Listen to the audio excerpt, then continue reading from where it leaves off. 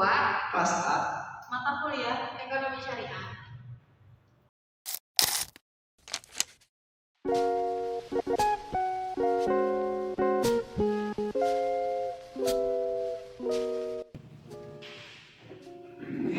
Selamat pagi teman-teman. Pagi.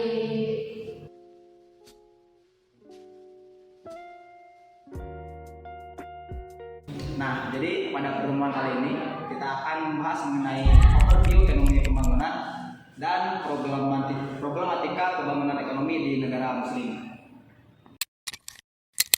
Sebelumnya kalian sudah pada tahu nggak apa definisi dari pembangunan itu? Kurang tahu Pak, boleh dijelasin nggak? Pembangunan itu didefinisikan sebagai suatu kondisi di mana terjadi peningkatan output ekonomi secara agregat. Dan berdasarkan paradigma baru, pembangunan didefinisikan sebagai proses multidimensional yang melibatkan perubahan struktur sosial secara populer, institusi nasional yang diikuti dengan pertumbuhan ekonomi, penurunan kemiskinan dan pengurangan ketimpangan. Dan perubahan definisi pembangunan ini menunjukkan bahwa peningkatan output seperti pandangan tradisional tetap menjadi fokus pembangunan. Terlepas dari perbedaan yang ada, pada dasarnya pembangunan mencoba untuk menciptakan sistem kehidupan yang lebih baik dan lebih humanis. Berusaha sudah saya sebutkan mengenai definisi pembangunan. Sekarang kalian tahu nggak mengenai Islam, mengenai ekonomi Islam dan paradigma ekonomi pembangunan itu seperti apa? Jadi Islam sebagai sebuah agama memiliki sistem nilai yang perlu diterapkan tidak terkecuali dalam kegiatan ekonomi. Ekonomi Islam didefinisikan sebagai sebuah perilaku atau sistem ekonomi yang mengacu pada aturan-aturan yang ditetapkan dalam agama Islam. Peraturan yang ada di Islam sendiri bersumber dari Al-Quran dan Al-Hadis, sehingga dalam pengaplikasiannya aturan-aturan ini dianggap sebagai petunjuk, pengarah, dan pedoman dalam melakukan aktivitas ekonomi. Nah, ini selanjutnya ada yang mau menambahkan tidak mengenai pembahasan yang telah disampaikan barusan? Saya Pak, di sini saya akan menambahkan tentang prinsip dasar ekonomi Islam beserta ciri utama sistem ekonomi Islam.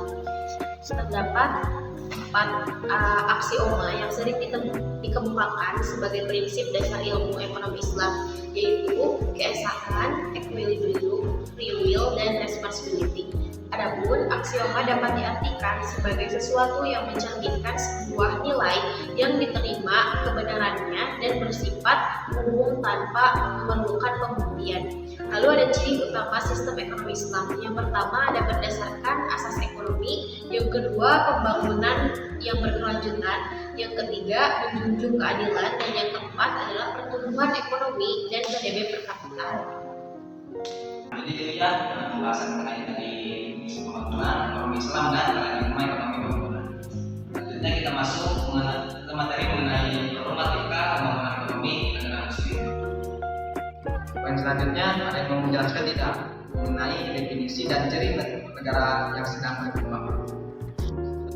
Saya Pak, definisi dan ciri negara-negara sedang berkembang ada 2 istilah umum untuk negara-negara miskin dan negara-negara sedang berkembang, yaitu negara selatan dan negara dunia ketiga. Umumnya negara miskin dan berkembang tersebar di 3 benua, yaitu benua Asia, Afrika, Amerika, serta sebagian besar berada di belahan selatan Khatulistiwa, kecuali Australia dan Selandia Baru.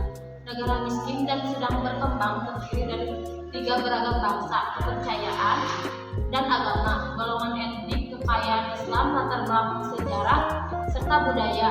Tidak ada fakta yang menunjukkan bahwa kemiskinan hanya terdapat pada suatu golongan masyarakat agama tertentu, meskipun adat, budaya, kepercayaan pada kelompok masyarakat tertentu yang mengakibatkan masyarakat tersebut tetap miskin.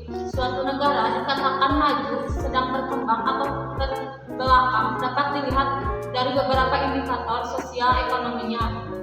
Menurut Bank Dunia, ada 210 negara di dunia yang diperingkat berdasarkan pendapatan nasional bruto per kapita, yaitu yang pertama, negara berpendapatan berpendapatan rendah, yaitu negara dengan pendapatan per kapita rakyatnya kurang dari $975 per tahun. Yang kedua, negara berpendapat menengah bawah, yaitu negara dengan pendapatan per kapita rakyat antara $976. Yang ketiga, negara berpendapatan menengah atas, yaitu negara dengan pendapatan per kapita rakyatnya antara $3.856. Dan yang keempat, berpendapatan tinggi, yaitu negara dengan pendapatan per kapita rakyatnya lebih dari $11.907. Terima kasih kepada Menteri yang telah menjelaskan mengenai definisi dan ciri negara-negara Islam berkembang. Selanjutnya itu mengenai masalah utama ekonomi negara Islam berkembang, atau dari kalian dan kita apa saja masalah utama ekonomi yang negara Islam berkembang tersebut. Saya tahu masalah utama ekonomi negara sedang berkembang. Berbeda dengan negara-negara maju, masalah dan hambatan di negara-negara berkembang sangat mendasar dan beragam pada sendi-sendi kehidupan yang paling esensial. Masalah dan hambatan tersebut yaitu kemiskinan, kependudukan, pendidikan, kesehatan, pengangguran, pemberdayaan wanita, urbanisasi, migrasi, dan masalah pembangunan lainnya. Menurut Capra tahun 1993, semua negara muslim tergolong negara-negara berkembang meskipun diantaranya relatif kaya, sementara lainnya terkategori miskin. Seperti mayoritas negara-negara berkembang dan miskin lainnya, negara muslim dihadapkan pada persoalan-persoalan sulit. Kemiskinan menjadi masalah utama dalam pembangunan dan dialami oleh hampir semua negara. Kemiskinan berkaitan sangat erat dengan kemampuan daya beli terhadap berbagai kebutuhan sangat dasar manusia sebagai makhluk hidup, baik sandang, pangan maupun tempat tinggal yang layak. Masalah krusial lain dalam pembangunan ekonomi adalah ketimpangan ekonomi. Ketimpangan bukan hanya antar penduduk, tapi juga antar golongan, antar wilayah, antar desa dengan kota, antar kelompok etnik, serta antar kawasan. Terdapat beberapa masalah krusial kependudukan di negara sedang berkembang, yaitu masalah jumlah dan pertumbuhan penduduk yang tinggi, masalah kepadatan penduduk, masalah penyediaan lapangan pekerjaan, dan masalah pengangguran. Nah, jadi itu ya masalah utama ekonomi negara yang sedang berkembang yang telah dijelaskan oleh negara. Selanjutnya mengenai pentingnya ekonomi pembangunan Islam. Inti dari perbedaan antara pembangunan konvensional dan pembangunan Islam terdapat pada worldview dalam pengembangan ekonomi, baik sebagai sebuah ilmu pengetahuan maupun sebuah implementasi kebijakan. Aspek pengembangan ilmu pengetahuan, ekonomi Islam sebagai pedoman penerapan kebijakan atau pengambilan keputusan ekonomi akan menjadi lebih penting jika basis yang dijadikan acuan adalah sebuah ilmu pengetahuan. Selanjutnya, aspek pemenuhan kebutuhan masyarakat yang Islami. Secara garis besar dapat dilihat bahwa ekonomi pembangunan konvensional yang ada saat ini tidak dapat memenuhi kebutuhan dari umat Islam itu sendiri, sehingga harus ada sebuah konsep ekonomi pembangunan yang dapat mengakomodir kebutuhan umat Islam dan yang selaras dengan nilai-nilai yang dipegang. Kemudian ada aspek pemenuhan motivasi ekonomi masyarakat yang Islami. Bagi umat Islam, motif untuk menjalankan aktivitas ekonomi bukan hanya untuk mempertahankan keberlangsungan hidup atau dorongan yang bersifat materialistik lainnya saja, tapi juga ada motif spiritual, yaitu menjalankan fungsi sebagai hamba kepada Allah Subhanahu wa Ta'ala dan khalifah di muka bumi.